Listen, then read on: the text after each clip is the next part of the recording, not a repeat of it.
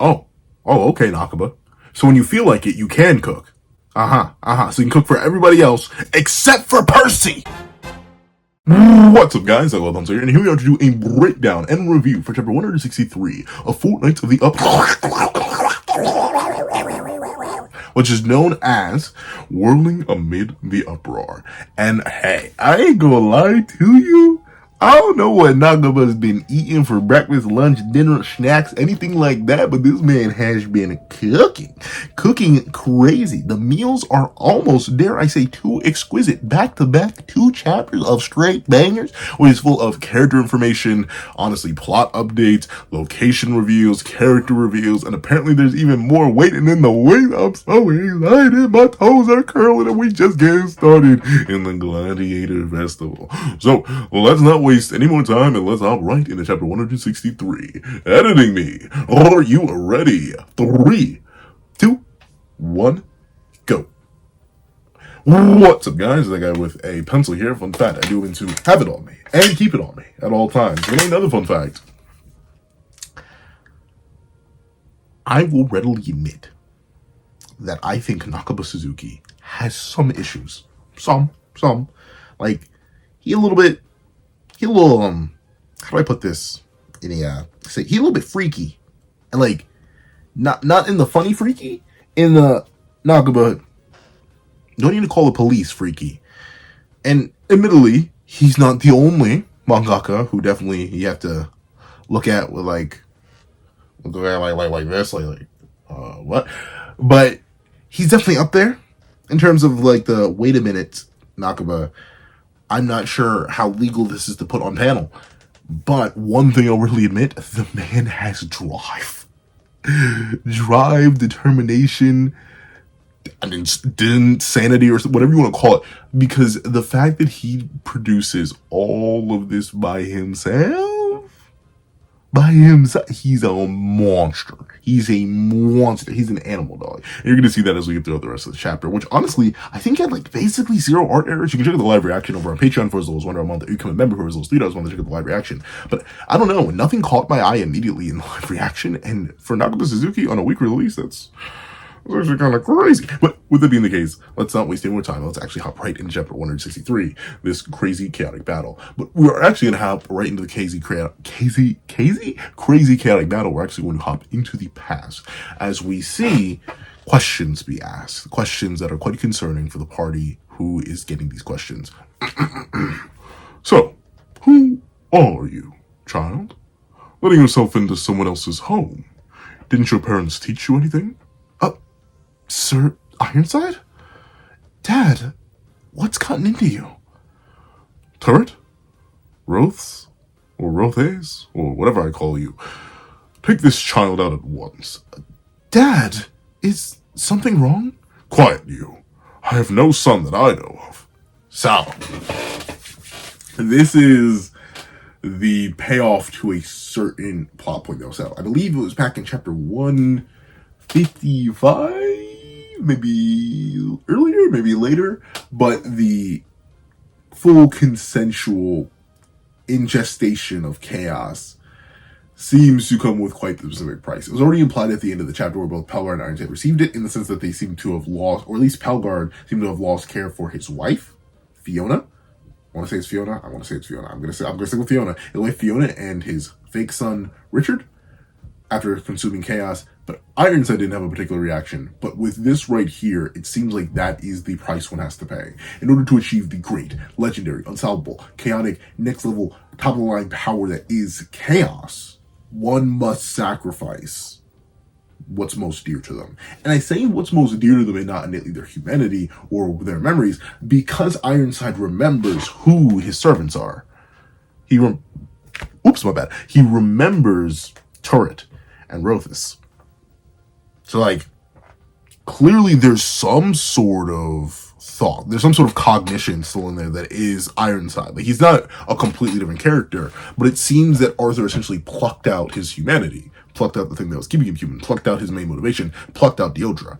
Now, of course, this naturally has questions of its own, like, a lot of Ironside's motivation was based around Deodra.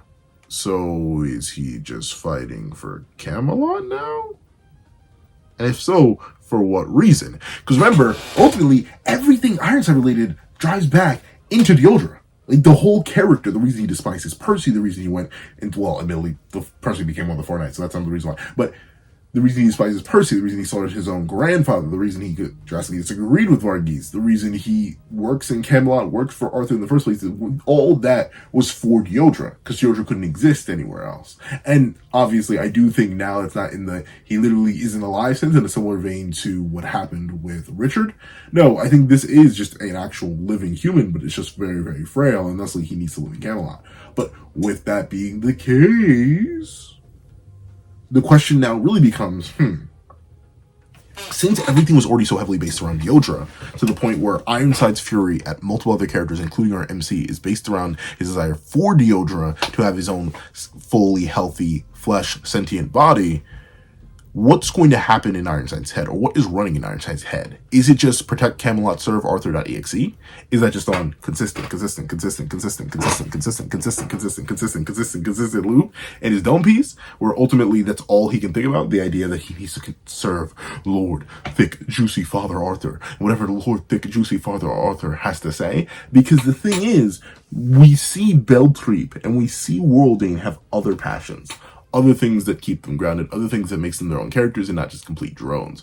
We see with Worldane, it is her innate study and interest in magic and manipulation and overcoming others. Like, that is just Worldane's thing. We see that in the Fairy King's Forest arc. Even for Beltreep, for how little we've seen of him, based on that, he's the one who holds the cauldron of Envoy, and it seems he takes pleasure in watching battles or even engaging in them. So they didn't really lose anything, but Ironside and Pelgar did.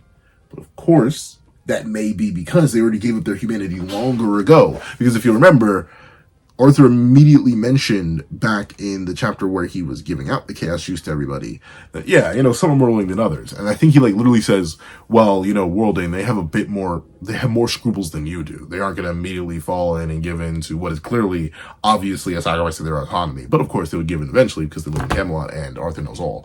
But with it being the case, it's intriguing. So when he runs into Percy, will he just not hate him anymore?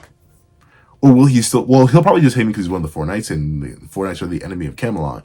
But the interactions and a lot of the ties between a lot of the ties between Ironside and Percy were heavily built on the animosity born of Theodra's very existence. So without that, I don't exactly know how that's going to work. I hope this doesn't end up backfiring and end up making Ironside a worse villain. I just hope it adds even further complexity when he has these raging emotions deep inside of him that's heavily based or rises heavily when he sees Percy. But it's not love or care or anything. No, it's still the hatred, but he just hasn't really collected why he even hates Percy. Because Theodra doesn't exist. He doesn't have a son of his own, right? So where's all this angst? Where's all this memory? Where's all this desire coming from? I wonder where. But with it being the case, Theodra ultimately goes to Big Papa, Big Daddy, the one man with a plan. But of course, he should have known that things were going to get devious. As he talks to Arthur, your father is acting odd, you say. Forgive me, sire, for occupying your time with matters like this. No, it's fine. Ironside has concerned me for quite a while now. Oh? He is a serious man, one dedicated to his mission. I'm sure it has broken the mind of your father. His obsession over the repulsive Four Knights of the Apocalypse claimed it. So, that is interesting. Once again, as we mentioned already, the Knights, or the Four Perils specifically, had to give up something. They had to give up something in order to get something. That something was chaos, and it seems like that thing was their humanity. So I wonder if Arthur feels the same. He is a serious man, one dedicated to his mission. I am sure it has broken the mind of your father. His obsession over the repulsive Four Knights of the Apocalypse has claimed it. So, this naturally raises a couple questions. Obviously, the question of one, will Ironside now truly become someone that Percy needs to save in the long run, where ultimately, due to the nature of this service under Arthur. It's no longer a consensual service, as Ironside has lost the thing that he was always holding most dear to him, which is Deodra, and thusly Percy's now going to have to help Deodra work to get Ironside back, in spite of how much he hates Ironside, or whether or not this just gets tallied on to another one of Arthur's long list of villainy, where ultimately there is no saving Ironside, because Ironside did consent to it, and aka the Ironside that was lost, the Ironside that was sacrificed, the Ironside that was put away, is ultimately the only Ironside that we have now, because the other one got consumed by the chaos that's inside of him. I don't know. But speaking of the chaos inside of him, I'm still worried. Still very, very worried. Obviously, there is the chance that the chaos inside of Arthur has not influenced him at all. There is the chance that the way Arthur really feels is how Arthur really feels, and he truly just developed into this perfectly conniving, manipulating, family-destroying, unit-destroying, mass, world-consuming creature all on his own.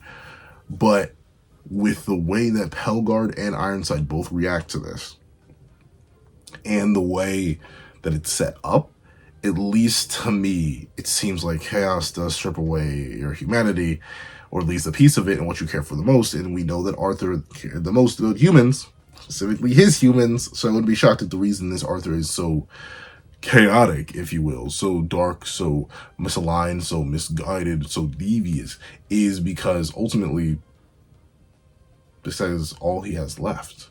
Because chaos consumed that human part of him. Chaos consumed that piece of his humanity, and thusly he has nothing else to give. He's now been limited to this state. If that's the case, I still wouldn't like it. I still want villain Arthur, but once again, seeing how it works with Ironside and seeing how it reflects onto Deodra and all the different conflicts and combat that's going to come up because of that change on Ironside, who is our main villain that our main character cares a lot about, I'm excited. And while this does bring tears to Deodra's eye, it shows how much of a master manipulator Arthur is, which I love. We cut back to reality. Up there goes gravity. Up, it's a calamity. Oh, he's so mad, but he won't. But ultimately, this is just a flashback in Deodra's own head, as he thinks, the winner of this event will be granted any wish by Lord Beltreep. My wish is to return my father to normal. I know Lord Beltreep can do it, and so I must win here, no matter the cost. So, obviously, Deodra has put himself into a irreversible kind of danger for basically nothing, because he has faith in the idea that Beltreep will actually help him restore Ironside. And that, I can't call it foolish, because he knows nothing but positive things about the Knights of Camelot, but let's say it's a tad arrogant, mainly because he has no way of guaranteeing that he will be able to convince Beltreep to actually work with him. Beltreep could easily just be like, no, I actually like your dad as he is.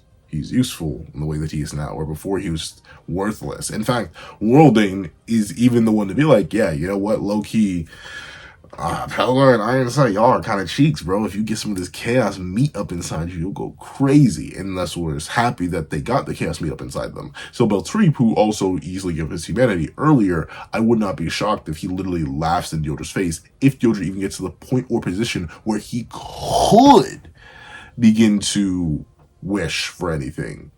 I feel like it's kind of almost going to end up like the Tournament of Power, where like there is only one correct wish or something like that, and if it's any other wish than that, Beltreep will laugh at you and like kick you in the face and then maybe wipe your memories again. Once again, we don't know. But setting up this interesting character conflict for Deodra is nice. I was wondering whether or not something like this happened off screen. We got the confirmation of it, we got the backstory of it, and like I said, this sets up for a really, really, really interesting future for all these characters, all the characters involved, especially Percy, as we see that Percy kind of lets all of what Deodra says to him fly over his head, as he says, are you Theodora? And immediately, two things come swanging for Percy. Two big old throbbing, meaty, let me stop. But a whip and a blade lunge for Percy. But of course, Percy being Percy, aka the most broken character in the verse right now, he backflips away from the two attendants of Kion, Turret and Rothus. And not servants of Kion, servants of...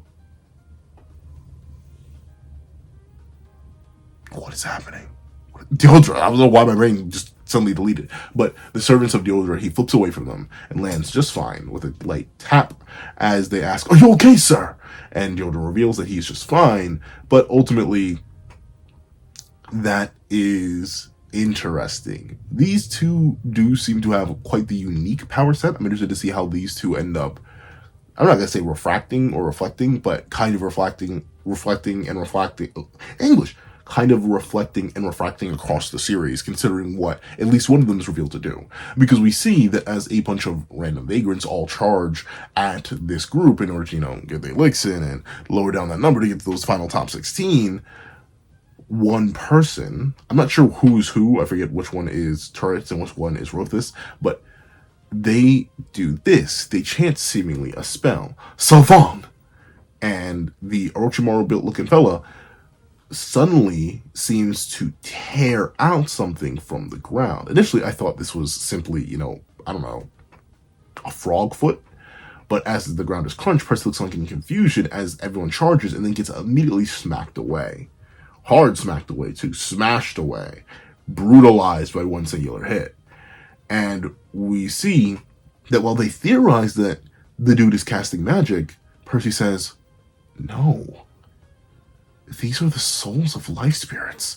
They're alive. Now, this does innately raise questions, and I wonder if this is a translation thing. These are the souls of life spirits. What do you mean? They can have souls?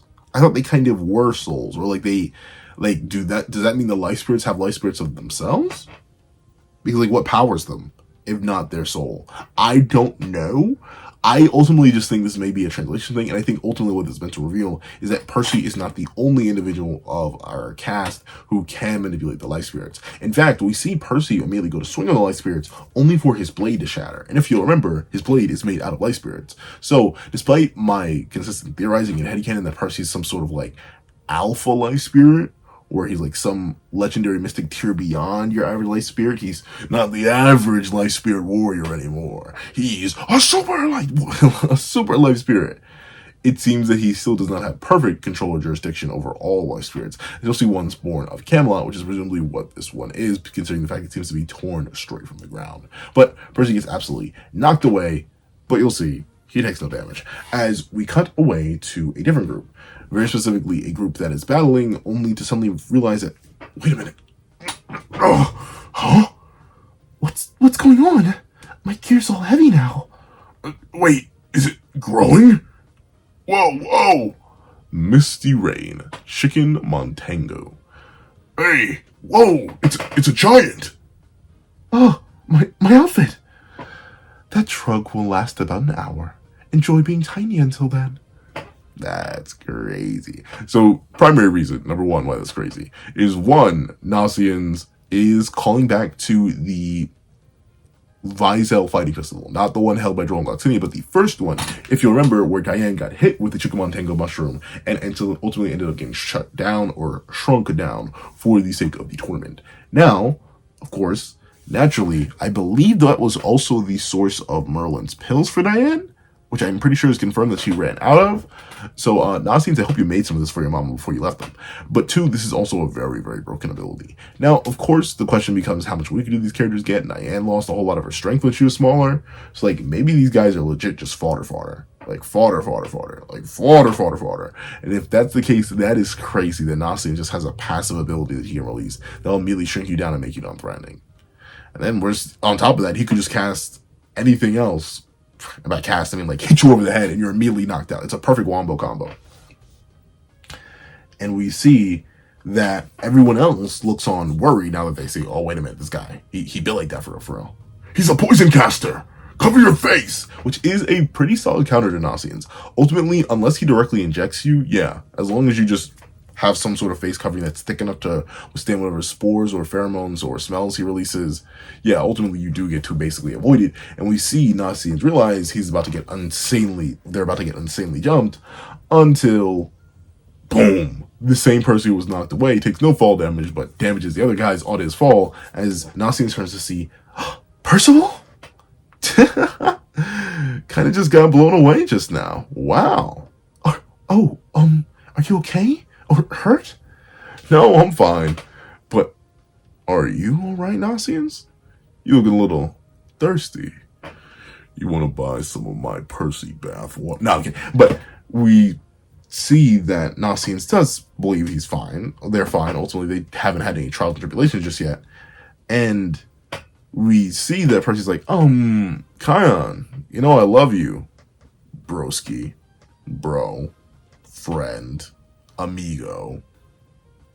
Buddy. Like, I know I love you, but like, where's Donnie and Anne at? And Nasians admits, with our word of the day, fracas, which is a disturbance or loud area, that we kind of lost track of each other in this fracas.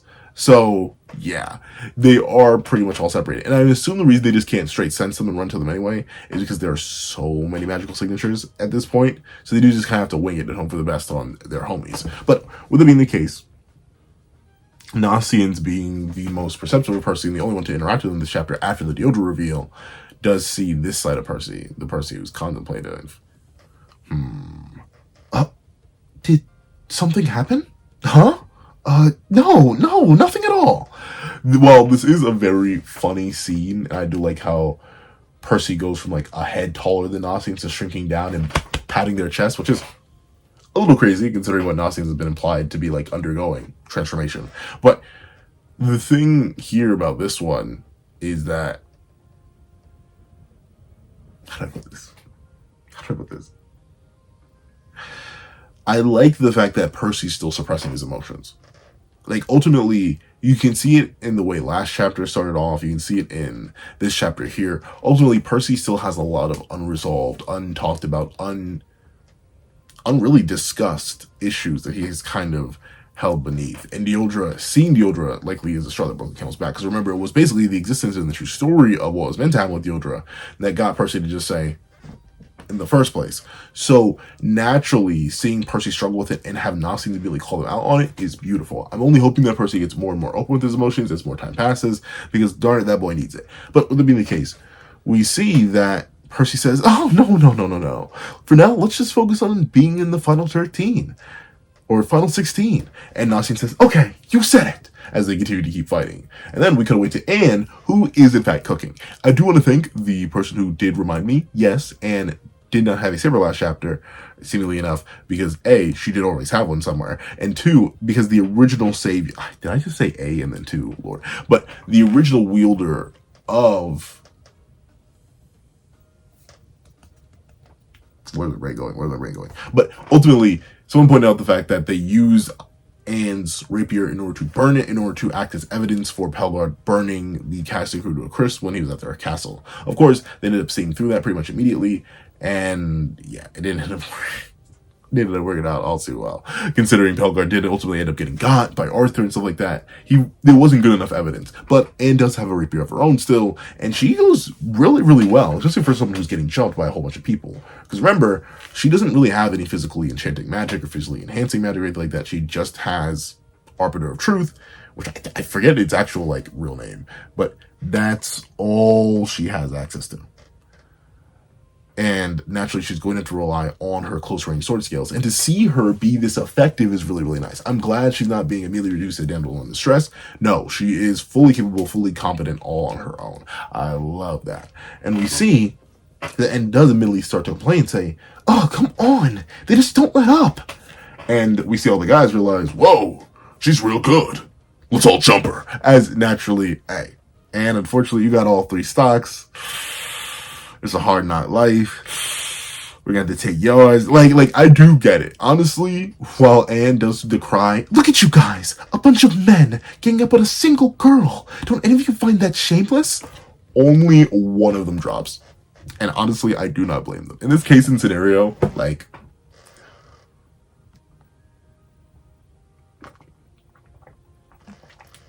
honor and chivalry goes right out the window. If there was any to begin with, honor and chivalry goes straight out the window, because this is for a wish. This is for their freedom. This is for their greatest desire. Naturally, they're going to want to fulfill that. And 2, like, as Anne apparently forgets, the Cauldron of Unfwin, despite her being the one to introduce the conflict or the concept, is for bad people. Like, real bad people. So ultimately, it does make the most sense that, yeah, the bad people in the Cauldron do not care about jumping a lady. they'd probably do it 10 times over, especially the lady was half as strong as Anne is. But Anne's not just half as strong as she is, she's a fully powered combatant. But ultimately, seeing her use her magic in this offensive way like this is really, really nice. Obviously, I still do think the magic has some sort of weakness. If you have earplugs or you just answer truthfully to everything immediately, then the magic is basically worthless. But most people won't do that because of human social conventions, so this magic can be broken, as we'll see pretty much immediately after this. What the heck did you do to him, girl? There's only one who thinks it's shameless? We're bad guys, you see? And then Anne brings up, admittedly, a strange point. I think maybe I'm like reading too deep into it. But she says, no matter how villainous you think you are, what you really want is to suckle on mommy's thing again. Huh? Now, I don't fully get the correlation here. I guess it's because Anne is woman, and women typically do fill motherly roles, as they are mother. But, like, it's such a strange thing to bring up that specifically. Like, you could have said anything else, like, well, like, men, no matter how villainous you are, you're always going to miss your mom, you're always going to love your mom, something like that. No, very specifically, she says, no, you want to suckle. Like, it's like, oh, okay. We weren't anywhere near talking about that, Anne? Thank you for your contribution to the narrative, I guess? Weird. I don't know. It did feel strange. And we see, ultimately, despite being a strange statement, at least in my eyes, it is extremely effective, leaving only one guy standing. 4 separate people just fall immediately, if not more, off screen to this line of questioning. And we see Anne immediately says, oh, really? They want it that much? And that is funny. Once again, we know how Anne's magic works. Essentially, the deeper and deeper or the harder and harder you reject the lie, the more and more the weight weighs down upon you. Like, your own lies are burying you in further and further weight. But for Anne, it does seem to be that base level is just enough to maintain and limit the average human. I do wonder, though, like, if she's going to run into a character who can just basically no-sell her magic. Because it is essentially like a form of weird gravity magic, or truth magic, or weight magic. But with it being the case, we see that the one guy who did remain standing is like, her back is turned to me and her guard is down. Slice her! And immediately goes to tear into Anne. But Anne, seemingly enough, doesn't take too much, if any, damage, despite her screaming about it. And another guy shows up and slices the new guy away. And the guy says, that was a close one, Anne. And Anne's naturally confused as she holds her wound. Is like, who? What? Why are you? And the guy says, I'm on your side. I came to assist you in the fight. And Anne says, I don't remember asking for any help. And Anne, why would you complain? But still, I get it. You know, she doesn't know who to trust, especially in this kind of scenario, especially since she doesn't recognize the guy. And she says, who are you even? And the guy says, no one worth remembering. Only to immediately collapse under the effects of Anne's magic. And it's like, you can just stop acting all cool. It's really not that deep. I'm already locked in with Percy. My gorgeous, juicy, wonderful life spirit, amazing king. But like, I'm already locked in with Percy. There's nothing you can really do to convince me or change me of that. And when Anne goes to remove the hood of the guy, she realizes, oh, Borse. If you remember, Borse is the guy that they saved from Camelot all that time ago. Which is crazy. I really didn't think he was going to return, I'm going to say this soon, because technically it has been like, 15 chapters. But still, this soon, I really wasn't expecting the return of Boris and having him actually be a viable combatant. Especially considering he lived in Camelot for so long and was a child. I really didn't think he had any, battle training, but apparently he does and is willing enough to come back into Camelot, likely through one of these spatial portals. That's how they... Okay, I have an idea how they all got here. But still... that being the case, Boris is here. Neat enough. I'm happy to add more of the character. Once again, I love NAKABA's character work, and Boris went from a character who didn't have a name for the longest to one of my favorite short-term character journeys in the series, so I like it. But with it being the case, we see that Anne demands to know who Boris went to Camelot with. Now, in a volume extra, thank you for everyone pointing this out to me, in a volume extra for the previously most released volume, I do believe, it's confirmed that Hauser, Gilthunder, I think Peliodas? Or Pelio, and I forget if Griamore and Hauser were. But essentially, a lot of characters that we do know have joined the tournament, presumably through the same means. I do actually need to properly read those volume extras, and they do a little mini video on it to explain how they're all going to end up getting here and end up being in the top 16. So I am fine with that. However, we do get to see that It isn't just Boris who's big and heavy because of the effects of Anne's magic as more people run to jump her. It's also the fact that, she's just isn't prepared for this. But luckily enough, she is not alone, as a massive bombardment of detonations go off right after another. Boom, boom, boom, boom, boom. Seemingly off no trip line or delay or anything like that. They just appear and begin detonating. And we see a certain someone. Huh? What was that big explosion? I do feel horrible for Boris, who just got dropped on the ground like a sack of potatoes. But we see that ultimately these knights end up asking, "What's going on?" "Hey, don't ask me." Only for them to immediately get suffocated by, seemingly enough, a water spirit. And we see two certain individuals. Tight scrape, huh? You were part of Leonis's weakest core, after all. Hey, is that how you agree with me after all? Is that how you greet me after all this time? Right. I'm sorry. Kyan character development goes absolutely crazy, bro. Actually apologize. But, right. I'm sorry. But, wow. I'm so glad you're safe. You, Kyan. And you too, Isolde. So, we have them back. We have the entire Tristan platoon. And that does raise questions, actually. What happened to Tristan? Why was he alone singled out? If this is the real Isolde, who's that other Isolde that Tristan or Tantris has been taking care of? Why does Kyan look like a scientist, even though his character archetype is summoner? I don't know. But I really like it. Honestly, their designs alone raise the chapter to a solid 10 out of 10 for me. And Isolde's design is admittedly better. I love the callback to her original design with the bow tied around her arm. I like the button down, the zip down. I love the fact that she's a lot more confident in herself. Love the fact that the hair is longer, the fit is fire, the gloves are fire, everything's clean. And Kyan, once again, NAKABA does it. Seemingly enough, he doesn't really miss. Other than the fact that he made the Leonis suits like bright butter yellow for some reason. Obviously I get it because Meliodas has gold hair. And like gold is just a common thing. But still, seeing Kyan with the gloves, the button down jacket, everything, it's so clean, and I'm so excited to see these two in action. I'm really excited to get their reasons for being here and how they got here, how they escaped. But overall, this is in fact a W chapter. However, if you get all the way to the end of this video, please do me a favor and leave drip new.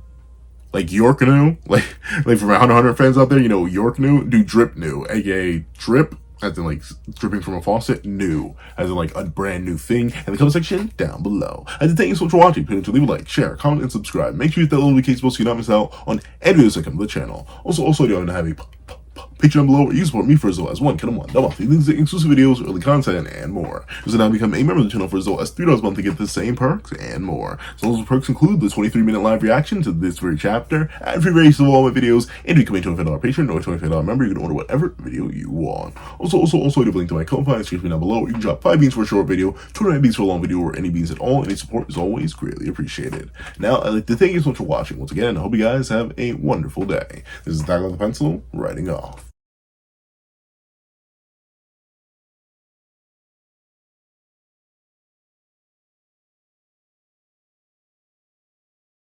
I'd like to give a thank you to our $3 members: Sarah, Greyhound, Eternal Flame, NMA, Real Rare, Red Wolf 4765, Paris Arnold, Astro, Brandon Payne, and G Prosper. And I'd like to give a thank you to our $5 patrons: Sean, Midnight Lord 21, Kevin, Encarnacion, Josh Brown, Igneal Lind, and A+A. And I'd like to give a big ol' thank you to our $7 members: Autumn Mornings Lazo, Fine, Zombie Hunter, and Austin Wimberly. Then I'd like to give a thank you to our $10 members: Robbie Uchiha, Jay Warrior, and AZ Void. Then I'd like to give a big ol' thank you to our $10 patrons: Overlord Zero, Joaquin Munoz, and Idem Okami. And I'd like to give the craziest, juiciest, most next-level, quadruple, sloppy, toppy, next-level superhuman in beyond this world kidney having thank you to our $100 patron, or that guy with a pencil tier patron, Calvin Elder.